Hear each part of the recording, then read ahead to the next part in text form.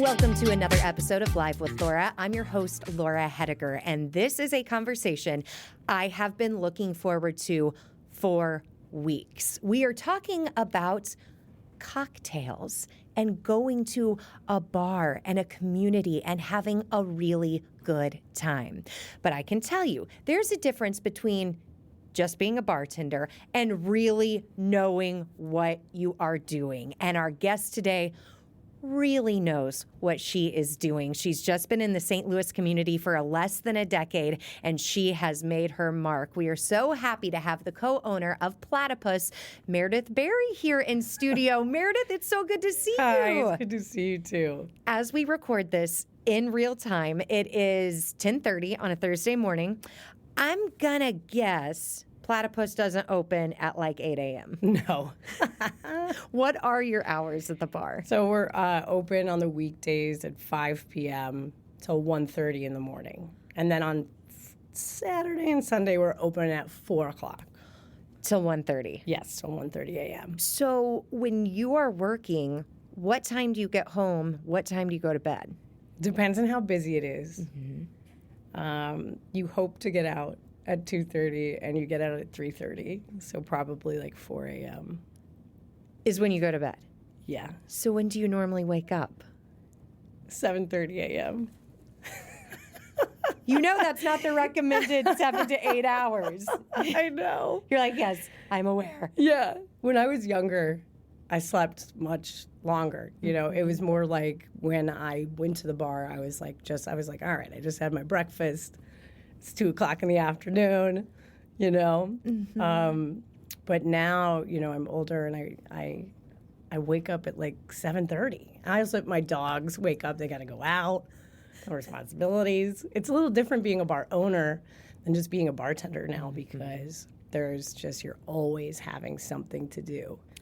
And way more responsibilities on top of bartending as well and creating drinks. So, you know, Platypus is my first bar, and I've learned a lot. Mm-hmm. But, you know, sometimes I do get to sleep in until 10:30 because Lisa takes the dogs out, and that's amazing. Shout out to Lisa. And thank you for coming in to do this at this hour. Yeah. With those odd hours, being a bartender and a bar owner is not just a job. It's fully a lifestyle for you. Yeah, it is. Yeah. And it's a lifestyle that you kind of grew up in with your dad's background. Yeah, my dad has been in this industry also. He's still in it. He's still doing it. Mm-hmm. That guy. I don't know when he's going to retire. And if he does retire, I don't know what he's going to do with his time. I think he's going to go crazy. Because he's just like running around like me. Mm-hmm. My mom is always just like, oh my gosh, you're just like your father. You have this energy that just keeps going. And I'm like, I have no idea how. I have no idea. But yeah, he is a manager of a club right now in Mobile, Alabama.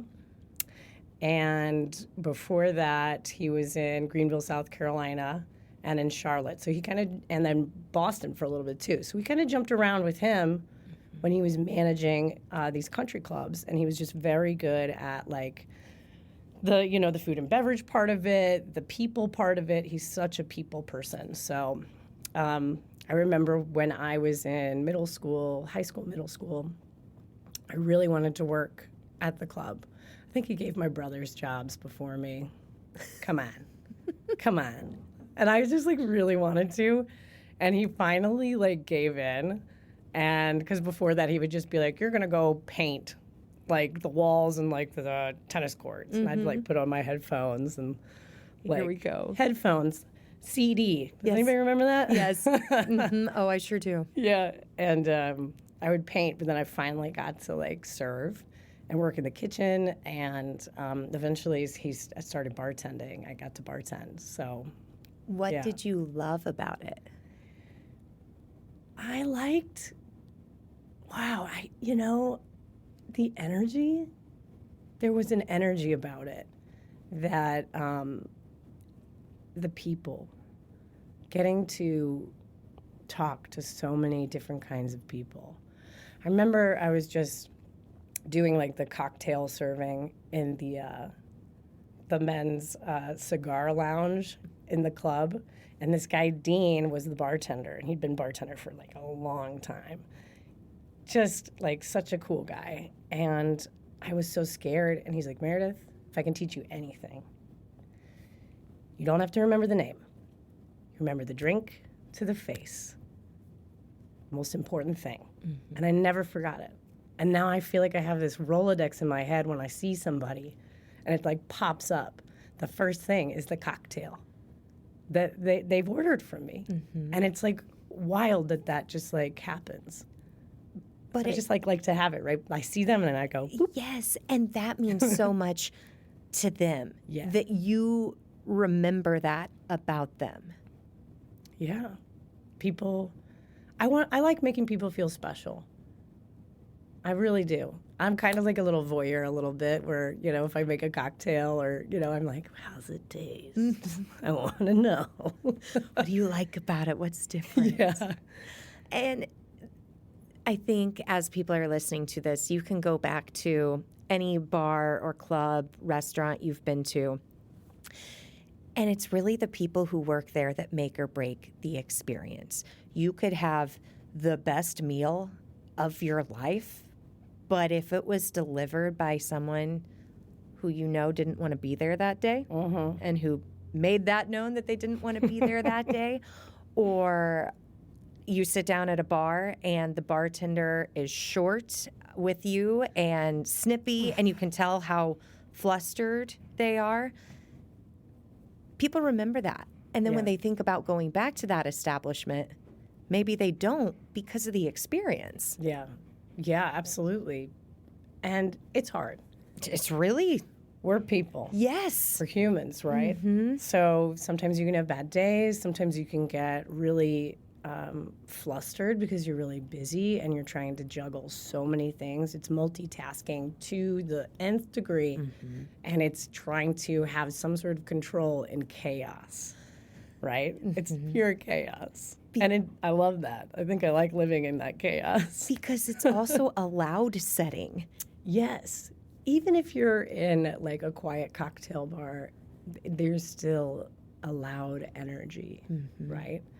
Because you're constantly looking and seeing and hearing other people. And even like me, I'm like, are they shaking that correctly, right? Like you can hear the ice or something. Like there's so much that is the sound good? Is the lighting at an appropriate level at the right time of the day? There's so many things that at least are on my mind, maybe not everybody else's mind, but you know, that can be really loud in your head. And so you have to kind of filter it through. And definitely when I teach bartenders, I'm like, listen, the most immediate thing is the most important. What's immediate? What's the first thing that you need to do? You know, that like if, you might need to cut some lemons, but what if your teammate's getting busy, but you have a couple lemons? Wait on the lemons. Go run and take care of your teammate. Go take care of the guests, right? So it's kind of always this balance game of what needs to be done in the chaos, because you never really quite know what's going to happen when you get a room full of people. That is such a good point. Yeah. I think it's pretty awesome, though, that you got your start at a young age in more of a controlled setting when you talk about the club. I'm envisioning, obviously, there are members, so it's not just a steady stream of unknowns every day. So you really got to cultivate your craft in a calmer space. Yeah, but I don't know if I was cultivating craft then. I mean, okay, so it was kind of wild because in South Carolina during that time, they were mini bottles. There was no 750s. They were just airplane mini bottles. So the bar... No. Yeah, because it was like, you know, controlling the liquor. That was the rule? They were like mini bottles. So, like, think about inventory. Was anybody doing inventory? Probably not. Like, you know, you're probably just going, all right, that's enough, because that's so much. So, you know, it was controlled, the amount that you would put in there. And so, you know, and it was very basic drinks then. There was no real cocktail culture. Maybe some old guy, no offense, got an old-fashioned, you know, but I was like, I didn't know what that was then. And then I moved to Chicago by myself with literally nothing. Right before it, I lived in my car.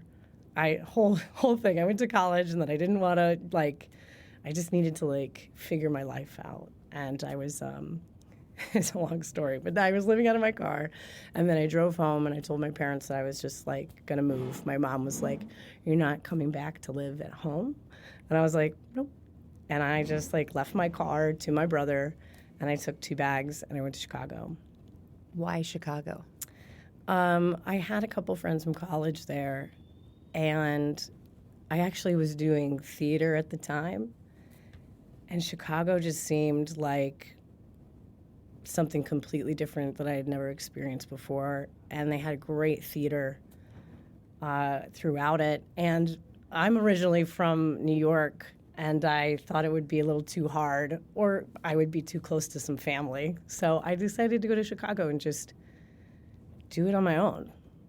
And Chicago has a fantastic food and beverage and hospitality scene. Huge. Probably my favorite. I love New York, but Chicago, to me, food and beverage is the best. It's really good. It really is. And St. Louis is too, and we're going to get to all of that in this conversation. Yes. What were some of the early bartending jobs that you took in Chicago? Well, when I moved there, my friend Corey and my friend Caroline, I lived in their dining room on a futon, and they were working at this pub called the Globe Pub. So I know soccer and football very well. Mm-hmm. I would open up that place at 5 a.m. For Arsenal games. People would be lining up the door for the games with all their gear on. And I'd be like, all right, let's go. I'd open it up. Please just order beer today. Yeah, but Bloody Marys, all the things. And they had like a full English breakfast.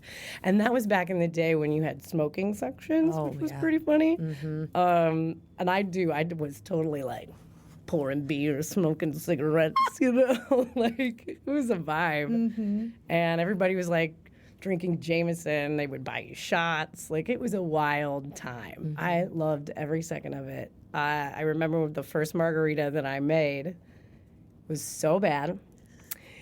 I remember this lady ordered it for me, and I was like, I don't know what's in a margarita, And because I was pouring beers and shots. Yeah. And I was like, what are you getting a margarita here for, But also, like, I'm a bartender, I should know.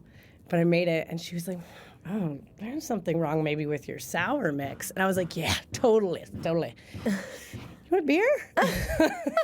Yeah, sour mix is down. Yeah, it's messed up. Like, oh, my God. So did you go back and think, okay. I learned what a margarita is because there was no way that I was going to be in that situation ever again. And it's so, but you only allowed that situation to happen once. Yes. I couldn't handle it. Because I wanted to give her what she wanted. Yeah. It was actually very disappointing to me to not give her what she was asking for. And it's interesting because you just said, well, I'm a bartender. I should know what's in a margarita. What type of training is there on the job? On the job? Mm-hmm. Or are you expected on day one to know what an old-fashioned, Manhattan, a margarita, a Long Island iced tea? Right. I think in a lot of places now, yes. Mm-hmm. Back then, I was sitting at the bar, drinking a beer, looking at, like, theater jobs, and suddenly they got really busy. And the owner, Jamie, was like, Meredith, Corey says you can bartend. Get behind the bar. And I was like, I'm a little drunk. And he's like, we're all drunk here. And then I worked there for 2 years. So, That's awesome. And you had a blast. What eventually made you decide to leave Chicago, but not just leave Chicago, come here to St. Louis? What opportunities did you see in this city? Well, I'd been in Chicago at that point, and in my apartment, I found this apartment. I was there for 10 years. It was great. Andersonville in Chicago. Loved that apartment. I was just like a part of a neighborhood, right? Mm-hmm. And I worked at Hamburger Mary's there. Loved nice. every second of that place. Mm-hmm. I learned a lot. It was also like very intense, but I wanted to work there so badly. I like made my resume all colorful and stuff, and I was like, they're gonna know. But they didn't actually give me a bartending job right away. They gave me a host job. I hosted, even though I had bartending experience. Hosted, and then I served, and then a bartender called off, and I memorized all the cocktails, and I ran back there and I made the drinks. And then they were like, oh, and I was like, let's do it. And then I ended up managing the whole space. So, and it was a diner, like a brew pub. They started making their own beer, and like sports bar, and then a nightclub theater upstairs. And it was an amazing time, and also just like so diverse. And I needed it. I was craving that. Mm-hmm. So that kind of, then I started really getting into cocktails and really wanting to like expand and experiment. And it's the owners of Hamburger Mary's, Ashley and Brandon, that I was like, hey, I want to do a farmer's market mojito, because there was a farmer's market down the street. They were like, go for it. So the chef and I would go to the farmer's market and start picking out things. And that was really my first time like diving into like expanding. I just like wanted more, you know? And then I really started to dive into the cocktail world. I started using like jam at home and shaking things and like just trying everything out and beginning to have a relationship with these spirits and understanding the history of where they came from. When I worked at an Italian place, so I got named Ombra. God, if I could take a slice of time of my life and redo it again, I would go to Ombra, because it had these windows that I'd open up and I'd put the bar. You could be inside and outside, saying hey to your neighbors, you know?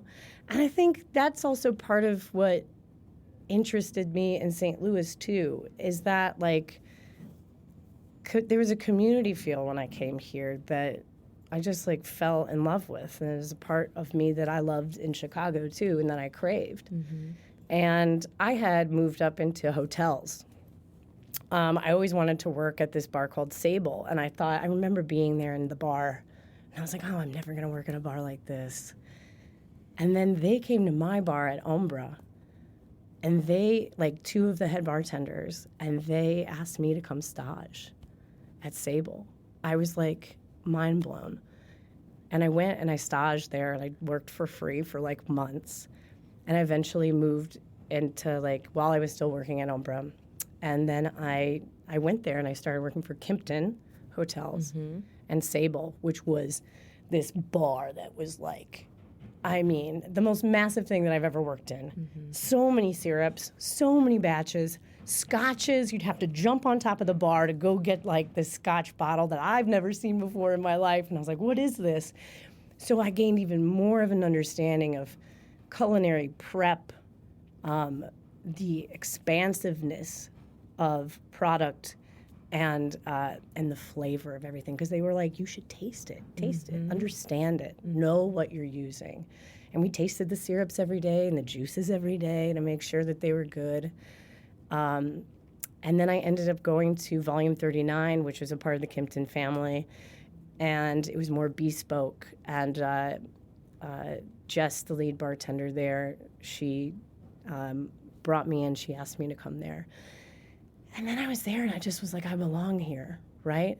And it was more like suit and tie kind of bartending, and we really got to hone in on even more molecular part of it while not being pretentious, even though we looked really, like, fancy, and we were making fancy drinks. But the team that we had was so authentic hospitality. Mm-hmm. We just had such a strong team of people that we were all bartenders, and bartenders would go on the floor and the bar, and we would just work all together.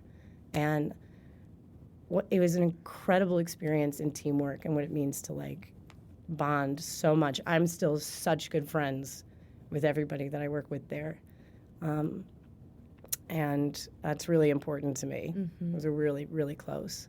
But I got an opportunity. Some other friends that I had worked with a different hospitality group. I was at the JW Marriott for like a very short stint, and I also bonded with everybody that I was working with there.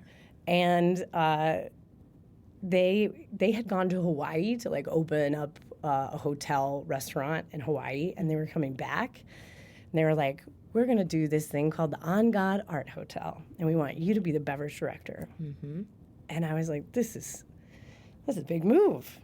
This is a big opportunity, but also kind of scary. Mm-hmm. So it took me a minute, but I jumped. I came to visit. I saw a couple places, and I was like, I'm going to do it. I'm just going to do it. And Let's go. I think now is a good time to hit pause on this conversation, because this is now getting Meredith out of the Windy City, coming to the St. Louis area, On God Art Hotel, very close to the Fabulous Fox Theater. And I intentionally use the word fabulous because that hotel is fabulous. It was such an exciting time that this cool new place was opening with their rooftop bar, and she is in the middle of it as the beverage director. So we're going to hit pause. I would encourage you, though, to share this with anyone who has chased a dream and who has said yes to opportunities and taken every single one, or to someone who wants to chase a dream and who maybe needs a nudge, because you never know where your story is going to go. And Meredith is now the owner of a bar. She's been on a reality show. She's done it all. We'll be right back with more of Live with Laura.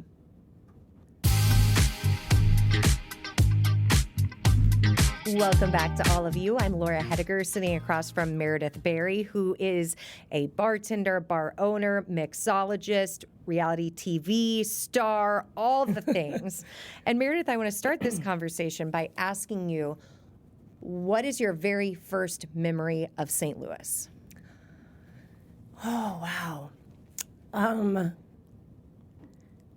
I walked down the Grove, actually, because I wanted to see, the LGBTQ plus neighborhood. Because I had an incredible neighborhood, several neighborhoods in Chicago.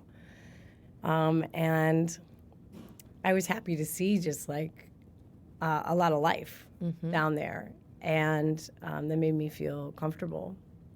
And then my next memory is having a hard hat in the On God Art Hotel while it was still being built, thinking to myself, are we going to be ready? A few things. I love that you mentioned the Grove, because now you've built your own bar right there. I think that's beautiful. Now to the hard hat. Help me out on the timeline. When did you move here versus when did the bar at the hotel and the hotel itself open? I feel like it was like September that I moved here, maybe like end of August, September, and I think maybe we opened in sometime in October.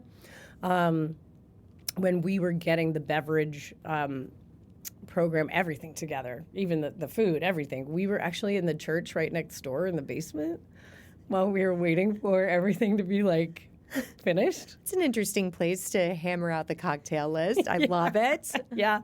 And I was like, well, essentially and theoretically this will work, Yeah, let's do it.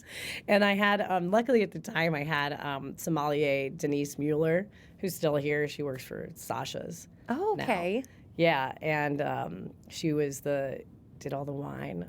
So that was nice to not have to do that as well, because it was quite an undertaking. There was the David Burke Grand Tavern restaurant at the bottom. We also had, of course, all of the events and everything that we had to do, weddings and things like banquets, and then the rooftop bar as well. So it was, I did all the cocktails for the entire space, the menus, inventory every week.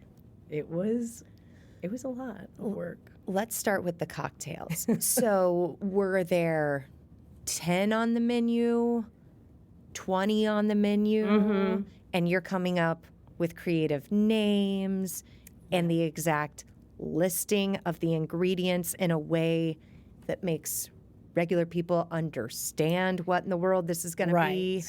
Right.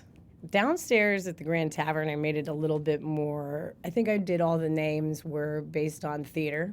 So they were all like very theatrical names because, of course, the Fabulous Fox is right there. And we're in Grand Center. And I just thought, okay, a lot of theater people come here before the show. I just wanted to, kind of encompass that. But things that are really approachable, like a really stellar Manhattan, really stellar Old Fashioned, keeping it, a Cosmo variation, keeping it things that people are know what they are, but they're slightly more special and they're approachable. And I really want people to feel comfortable when they come up to a bar. I never liked it when a bartender was like, kind of like, oh, well, you don't know. You know what I mean? Yeah. And that pretentiousness. And like, I'm human. I think sometimes like I've got my opinions and I have a very expressive face. So I'm sure that sometimes I can't hide it. But to me, like, I don't want anybody to judge what people are drinking because in my mind, like, they're drinking it. I'm not drinking it. They're going to enjoy it. If they want a vodka soda, get them a vodka soda. Get them the best vodka soda you possibly can. Put a lemon and a lime on it. So that's my drink. Thank you for not judging to my face outwardly. Yeah. But how cool that you could build on the theatrical elements that you love yourself, too. I mean, what a nod to your background back in Chicago looking for theater jobs. Yeah. Well, the restaurant industry, the bar industry is like theater. There's an off stage and there's an on stage. There's a show that you put on behind that bar. Even sometimes you just like you fake it till you make it, or you just, you're having a rough day, but you put on that smile to take care of people. Also the show and the beautiful cocktails that you make, right? And so there's a huge production side of it, and then there's a huge, show that you put on for your guests or your audience. So I think that's another reason why I fell in love with it, because it is so even more connective than theater. And this immediate, moment that you have with someone. And they get to ingest something, not just watch something, but they're putting it within their body as well. And like theater, you bring it up, and then it's temporary, and it can go away. And then you bring it up again, and then it goes away. So it's like, it's so similar to me. And it's important also to have your production side really tight, to make sure that your team feels comfortable with all the things that you're throwing at them. And I'm pretty sure that I had too many documents for everybody to read. Just a giant packet, like, here's your bar manual. And that's something else as just a normal person who occasionally goes out. We don't think about that there's a bar manual at each restaurant. Yeah. I didn't know that. Well, me, maybe. So you have had all of these unique experiences at so many different places. What was the turning point in your mind that said, I'm going to open my own? I think I always wanted to. Maybe it was like right after Hamburger Mary's that I really, when I decided not to go into theater and I made the change. I was on that path, and then I made the decision and I went the other way. And I decided in my head, like, I want to soak up as much information as I possibly can. I'm a hard worker. I'm really loyal. And I thought to myself, if I'm going to work this hard all the time, I would like to do it for me. I want to work hard for me. And also, I wanted to be able to call the shots. I got frustrated so many times because I thought, of course, we all have our own opinion and our own perspective. And sometimes I just thought that there were decisions that were made that were not good for staff, or decisions that were made that were not good for guests. And I wanted to make sure that I could make those decisions. And I wanted to teach bartenders more. I wanted to get more connective also with community. I felt like I was losing it a little bit. And the pandemic really brought that even more to light for me. It was something I was already feeling. And when COVID happened and everything shut down, I really realized how much I needed that. And COVID had an absolutely devastating impact on the food and beverage industry. I mean, some businesses were able to keep going through takeouts. Some wine shops were able to sell bottles of wine. I'm guessing you couldn't sell batched cocktails. I think they changed some laws. Okay. Some things got, Julia Mimos in Chicago kind of helped that a little bit. Okay. And brought it to light.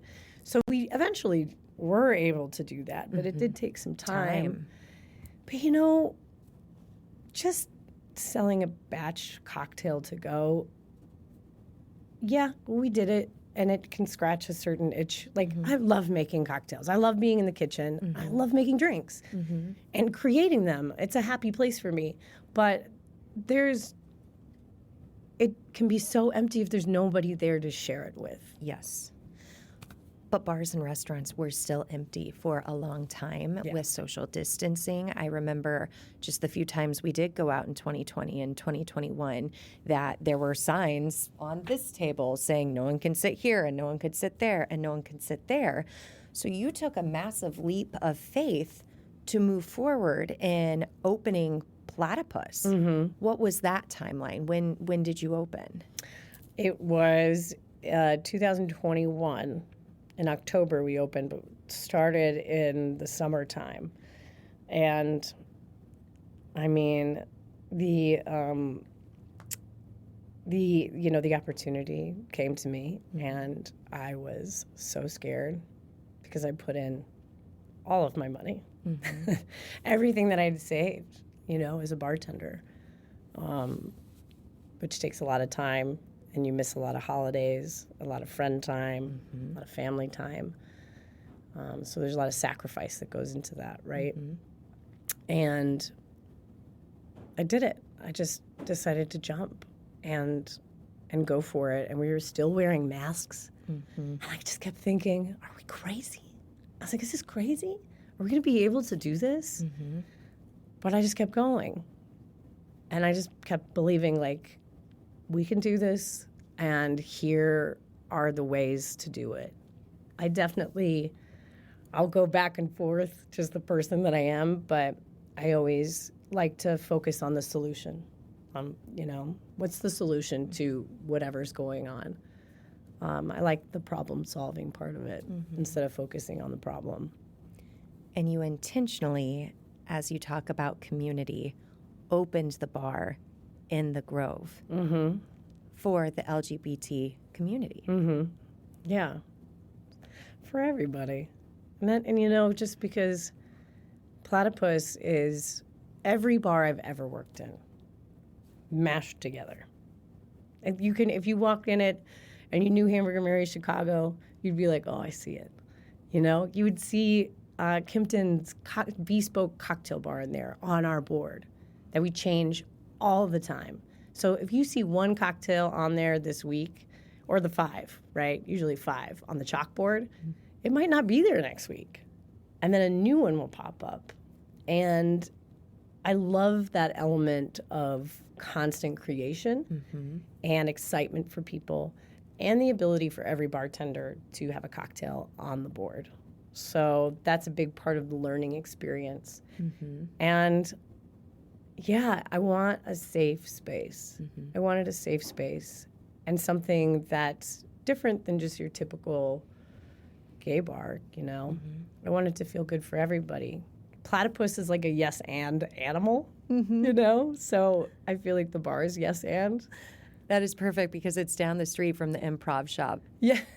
I took classes at improv, and we learned yes and on our very first day. So I love that, and I'm sure you get a lot of people from improv come in. We do. Thursdays we do some comedy. So, yeah. As you should. Yeah. And it's Thursday, so go check out Platypus tonight. Oh, tonight we have Squish, a fundraiser for Squish. We have a bunch of bands and stuff. So that's a big part of it, too. Music. We had my friend's theater. He did the Seagull checkoff at Platypus during the day. I mean, it's possible. I just want a space that we can do all of it. And that's what's so cool about your industry, because I think a lot of people are struggling right now knowing that the economy is bad. They have a job that does pay their bills, provide for themselves and their families that they so desperately need, but they don't have the creativity. And especially if they work for a corporation, they know they're not going to get it. I love that you encourage the creativity every single day and you challenge it too. Yeah, thanks. That's nice to say. But it's true. Yeah. I want to keep pushing it like that and make people think, people feel. We're in the business of humans.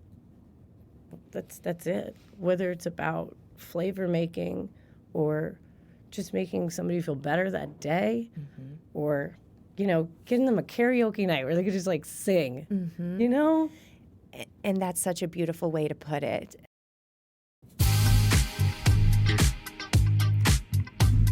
It's summertime in St. Louis, and to me, a good cocktail sounds nice. And I can say that because I'm sitting across from a mixologist, Meredith Berry, who co-owns Platypus and has worked all through the beverage and hospitality industry for her entire career. So I want to ask you, what is your favorite cocktail? Ooh. To drink? I love a Negroni. So what is a Negroni? A Negroni is equal parts, and some people have a very different view on that. And you know what? I disagree. But that's okay. To each their own. Okay. 1 ounce gin, 1 ounce Campari, 1 ounce sweet vermouth. Now, once you know the rules, you can, break them. So there's a way to make Negronis in multiple variations because it's about sweet, bitter, and botanical. I love it on a large rock, a little orange, like oil zested on the top, and I'm in heaven. Yeah. So that's your favorite to drink? To drink. What's your favorite to make? Long ago I loved making egg white cocktails, even though they're a real pain. You do the egg white and fluff it like a little meringue, and it's really pretty, and you can put little things on top. They're gorgeous. They are like a little bit of work, but I tend to like that. But right now, I'm into these clarified milk punches. I love making them. I don't even know what you just said. Yeah, it's wild. What is this? A clarified milk punch. So it's an old technique. Similar, the best way I can describe it is like making cheese, right? And the whey that's left over. So you make a cocktail. It has to have an acid component to it because that's what's going to curdle the milk. You can use coconut milk, regular milk. I even go as far as to say, like, I've done a yogurt wash before. And you pour that cocktail into the milk, and it kind of encompasses all parts of the liquid, right? You let it sit. I like to do big batches, and I let it sit for like 24 hours, and then I start to strain it out of a chinois and then finish it off like usually with a coffee filter, right? And this raft is created in the chinois, which is a fancy word for like a really fine mesh strainer.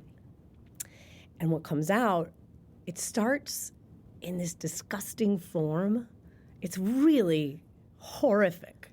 But then afterwards, it transitions into this like beautiful, clear, crystal, velvety, fully composed beverage that you can just put in the fridge and take out, pour, ice, go.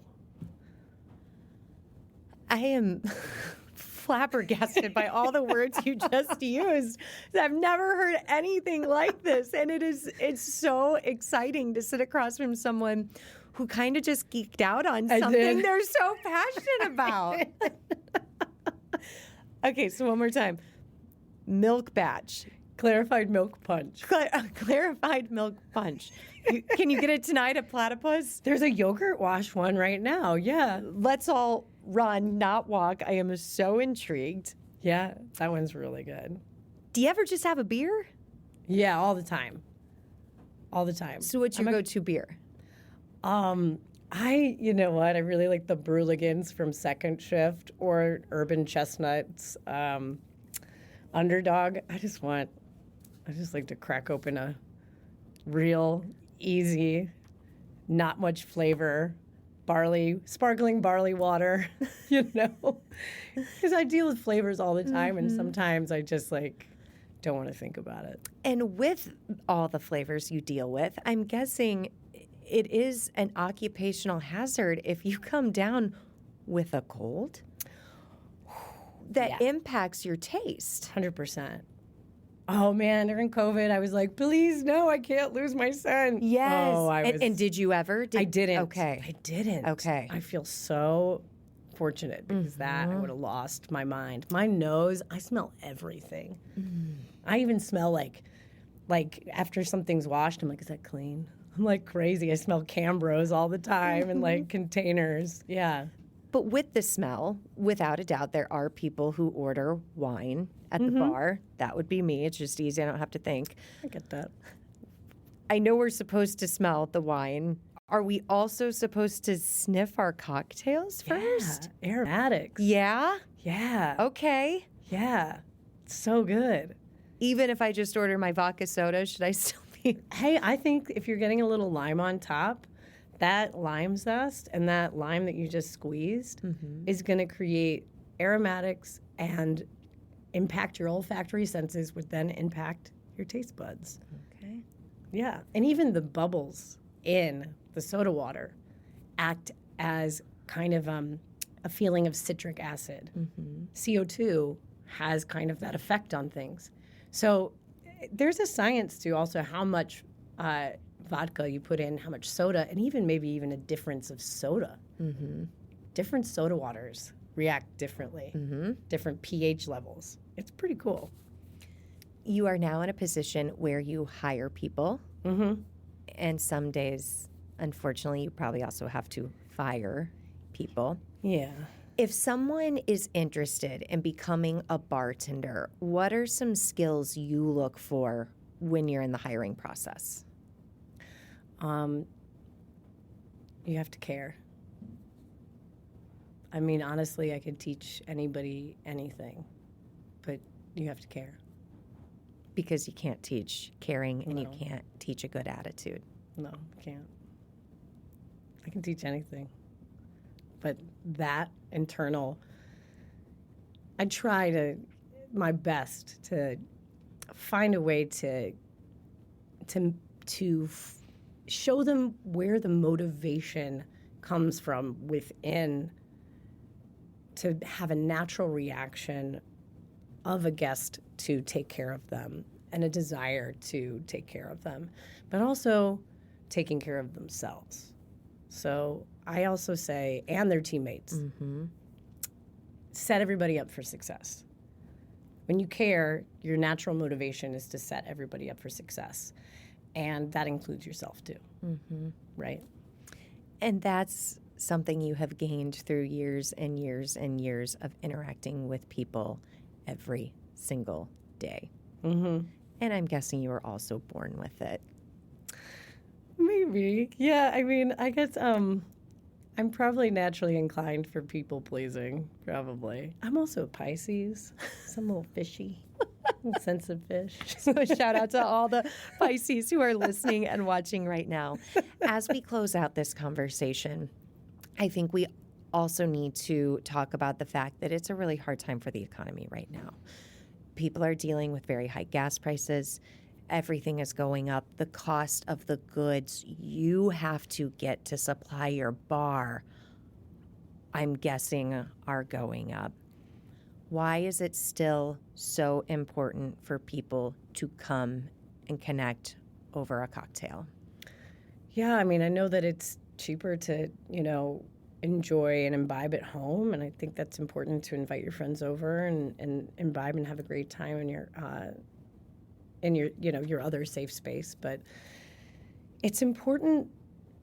We are living in such an age where it's too easy to disconnect and to be so far away from each other.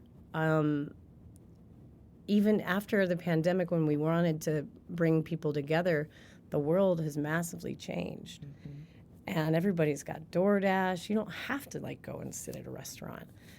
But, if you want to continue to have these spaces, and we do live in a world where money, the value of that, it gives the opportunity to have those spaces. And I struggle with the monetary thing. I probably would do it forever just to do the work, right? And then my way of kind of thinking about it is more like money has a different value to me. The value of it is safety, being able to have personal expression, being able to create safe spaces, and for everybody. So that's the value that the money has for me. And that's the cycle that I want to put and create on this planet for me and for everybody else. So if you want to have those spaces, it's important to go to those spaces and to get a drink, even if it's a Coca-Cola. We've got non-alcoholic cocktails too. Or maybe you just want to throw a couple bucks and you just want to go and sit on a patio. That's cool. It's okay for an exchange that's a natural exchange in order to have an experience of a space and connect with other people. We're humans. We need it. We crave it. I do. I mean, and I've seen the amazing things that it can create and the bonds that it can create and the change that bringing people together can create in a positive way. And you have created so much change in so many people's lives. It has been a treat to watch your career just skyrocket in the small amount of time you have been here in St. Louis, just 8 years or so now, now co-owner of Platypus, and I have a feeling you are going to do a million other amazing things here in St. Louis. We didn't even touch on the fact that she is on a reality show, Drink Masters, on Netflix, so check Meredith out. Where can people find you on Instagram? At Meredith Berry 9. Oh man, I've got a bunch of numbers. I gotta change that, y'all. But at Drink Platypus is probably the quickest way, and then you can connect to me over that as well. And you also have a very sophisticated website too. Oh yeah, it looks great. Thank you. MeredithBerry.com. Yep. Mission accomplished. Pretty easy. But go see her in person at Platypus and have a drink. Yeah. The one you described that I still don't know what you're talking about, I'd like to try it. Yeah. I mean, it's also important to treat yourself to something that you can't create yourself at home. Oh, my gosh. I got a Dorito margarita right now. A Dorito margarita? Yeah. You just spoke my love language. Friends, thank you so much for joining us. This has been a really fun conversation, and I'm looking forward to even more of them in the next month. Who knows where we will go? If you have any suggestions on friends who are like Meredith, who are just doing really cool and unique things here in St. Louis, please let me know. Love to have them in the hot seat. Until next time, thank you for listening, thank you for learning, and thank you for being Live with Laura.